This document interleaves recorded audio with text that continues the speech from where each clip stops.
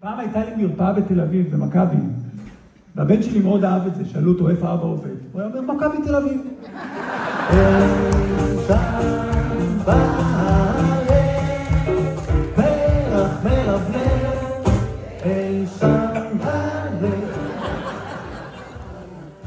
אבל לשופן יש יתרון גדול מבחינת הבריאות, מה שלא היה לברמס.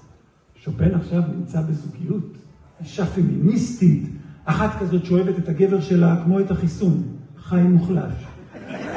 ושופן בדיוק עונה על ההגדרה.